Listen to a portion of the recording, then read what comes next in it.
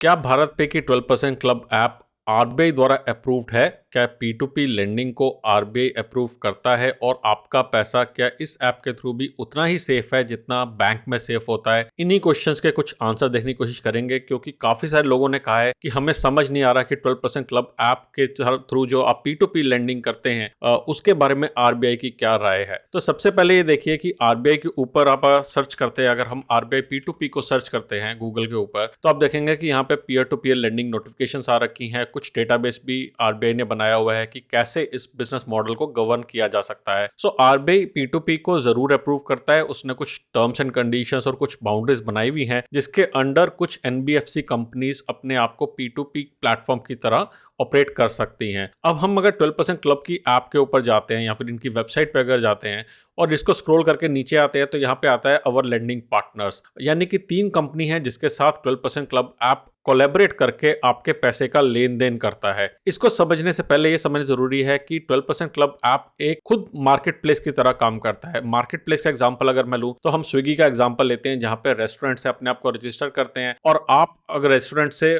Choose करते हैं कौन सा रेस्टोरेंट है और आप वहां से ऑर्डर करते हैं अपने खाने को। या फिर अगर हम ओला और उबर की बात करें तो वहां पे बहुत सारे ड्राइवर्स जो अपने आप को रजिस्टर करते हैं और आप उस प्लेटफॉर्म से चूज करते हैं कि मुझे कौन सी कार चाहिए, कहाँ पे अब मेरा जो है यूजफुल जो भी मेरा पर्पस है उसको यूज करने के लिए।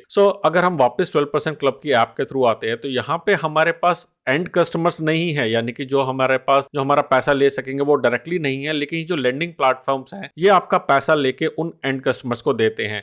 अब peer to peer lending platform पूरा का पूरा काम कैसे करता है, इसके ऊपर मैंने डेडिकेटेड वीडियोस बनाए हुए हैं। आप नीचे डिस्क्रिप्शन में उसका लिंक देख सकते हैं, ऊपर आई बटन पर भी क्लिक करके देख सकते हैं। अब समझने की कोशिश करते हैं कि आरबीआई P2P को तो अप्रूव करता है, लेकिन क्या 12% क्लब का नाम है उसके अंदर क्या नहीं है। तो अगर मैं यहाँ पे list of RBI approved peer to peer lending companies में जाता हूँ तो मेरे पास एक एक्सेल शीट आती है। इस एक्सेल शीट को मैं डाउनलोड करता हूँ और इस एक्सेल शीट के अंदर 25 डिफरेंट कंपनीज है जो कि अप्रूव करी हुई हैं आरबीआई ने as of 31 January 2022 peer to peer platform के लिए। इनको अगर मैं जाके इसमें सर्च करता हूँ, यहाँ पे मैं डालता हूँ एक फिल्टर और इस पे अगर मैं भारत पे को सर्च करने की कोशिश करता हूँ तो मेरे पास भारत पे का नाम नहीं आता है, कोई भी मैच नहीं हुआ है। अगर मैं यहाँ पे जो मैंने 3 कंपनीज देखी थी उनका नाम देखने की कोशिश करता हूँ, फॉर एग्जांपल लिक्विड लोन्स था, वो भी नहीं आता है। लेन देन क्लब देखता हूँ वो भी नहीं आता है, और अगर मैं हिंडन मर्सेंटाइल देखता हूँ तो वो भी नहीं आता है।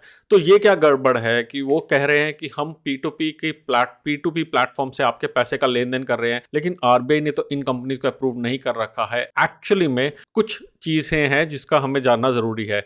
हम वापस जाते हैं 12% क्लब की ऐप के ऊपर और यहाँ पे हम अगर इन कंपनीज के अंदर जाते हैं तो हमने तीनों कंपनीज की वेबसाइट को खोल दिया है और इसमें एक एक करके देखते हैं। जैसे आप हिंडन मर्सेंटाइल पे लिखेंगे तो यहाँ पे इसने कहा है कि it is registered as an NBFC with RBI और इन्होंने सर्टिफिकेट नंबर भी दिया हुआ है। क्या होता है एनबीएफसी उसके बारे में भी हम जानेंगे। सबसे पहले चलते हैं लिक्विड लोन्स के ऊपर, और लिक्विड लोन्स के अंदर अगर हम नीचे जाके डाउन बिल्कुल नीचे जाते हैं इनकी वेबसाइट पे तो आप देखेंगे कि यहाँ पे लिखा हुआ है कि ये जो साइट है एक्चुअली में इसकी कंपनी का नाम है एनडीएक्स P2P प्राइवेट लिमिटेड।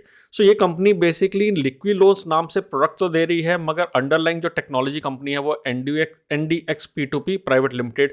और अगर हम एक्सेल शीट के अंदर जाके यहाँ पे आरबीआई अप्रूव्ड के अंदर एनडीएक्स को सर्च करते हैं तो हमारे पास आ जाता है कि हाँ, आरबीआई अप्रूव कर रहा है इस कंपनी को P2P ट्रांजैक्शंस के लिए। नेक्स्ट अगर हम लेन देन क्लब में भी जाते हैं और इसी तरीके से नीचे जाते हैं तो यहाँ पे भी देखेंगे कि हमारे पास नाम आता है Len Den club by Innofin solutions private limited. Company का नाम क्या है? कंपनी का नाम है इनोफिन सॉल्यूशंस प्राइवेट लिमिटेड।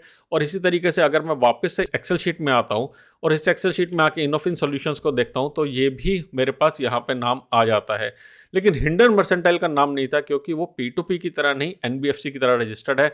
तो मैं फिर से गूगल पे जाता हूँ और मैं कहता हूँ list of RBI approved NBFC. तो इस बार हम एनबीएफसी कंपनीज को देखेंगे। हम आरबीआई की लिस्ट पे जाते हैं, यहाँ पे हम देखते हैं, यहाँ पे लिखा हुआ है आरबीआई ने नॉन बैंकिंग फाइनेंशियल कंपनीज की लिस्ट दी हुई है जो कि 31 दिसंबर को अपडेट हुआ था, और यहाँ पे भी एक एक्सेल शीट हमें मिल जाती है। इस एक्सेल शीट को अगर हम खोलते हैं, अगेन यहाँ पे इस एक्सेल शीट को खोलने के बाद इस पर भी एक फिल्टर लगाते हैं हम, और यहाँ पे अगर हम सर्च करते हैं हिंडन मर्सेंटाइल को इस टाइम पे तो हम देखेंगे यहाँ पे हमारे पास आ जाते हैं तो it is very validly approved as NBFC. और यहाँ पे अगर हम बाकी कंपनीज भी अगर हम देखें, जैसे हमने एनडीएक्स देखा था तो एनडीएक्स कंपनी भी देखते हैं अगर हम यहाँ पे, तो ये भी एज एन एनबीएफसी P2P यहाँ पे अप्रूव्ड है। और इसी तरीके से हमने जो कंपनी देखी थी अपनी इनोफिन सॉल्यूशंस को, इनोफिन को भी अगर हम देखते हैं तो इनोफिन सॉल्यूशंस भी यहाँ पे एनबीएफसी P2P की तरह रजिस्टर्ड है। लेकिन हम बात कर रहे थे भारत पे की 12% क्लब ऐप के थ्रू। तो क्या मैं भारत पे को अगर यहाँ पे सर्च करता हूँ तो वो मेरे पास आता है। यहाँ पे भारत नाम से बहुत सारी कंपनीज हैं, लेकिन अगर मैं भारत पे को सर्च करता हूँ तो वो मेरे पास यहाँ पे नहीं आती है। और मैं अगर 12% क्लब को भी सर्च करता हूँ तो वो भी मेरे पास यहाँ पे नहीं आती है। तो ये क्या बात है? मतलब क्या भारत पे अप्रूव नहीं है, आरबीआई के थ्रू लाइसेंस नहीं है क्या उनको ऑपरेट करने का? और जैसा हमने बाकी कंपनीज का देखा था वैसे ही हमें 12% क्लब की ऐप का जो भारत पे पेरेंट कंपनी है उसको जाके देखना है कि वो अंडरलाइन कंपनी उसकी कौन सी है, जो कि यहाँ पे निकल के आता है रेजिलिएंट इनोवेशंस प्राइवेट लिमिटेड। सो अगर हम वापस से आरबीआई के एनबीएफसी वाली लिस्ट में जाते हैं और यहाँ पे अगर हम सर्च करते हैं रेजिलिएंट इनोवेशन को इस टाइम पे, सो हमारे पास इस बार कोई रिजल्ट नहीं आता है। यानी कि भारत पे एज एन एनबीएफसी या फिर एज अ P2P नहीं रजिस्टर्ड है आरबीआई के साथ, मगर वो इस चीज़ का काम भी नहीं कर रहे हैं because they are just a market place and hence जो भी पैसा आपका जा रहा है वो ऑलरेडी एग्जिस्टिंग एनबीएफसीज या P2P के थ्रू जा रहा है।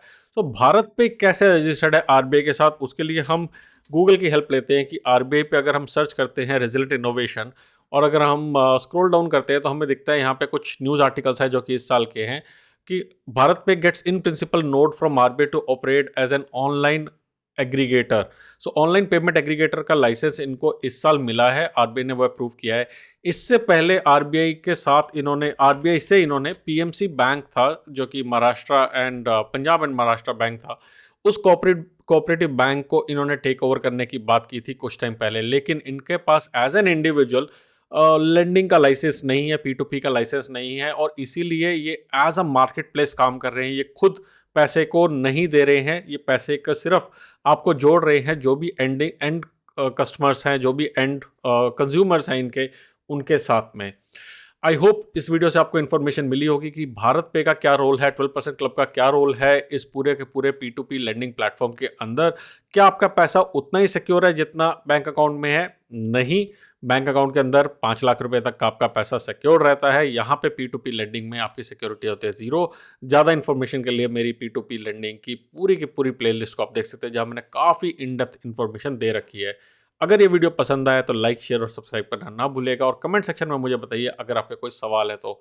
जल्दी आएंगे एक और वीडियो लेके, तब तक के लिए बचाते रहे, कमाते रहे, बिकॉज एवरी पैसा मैटर्स।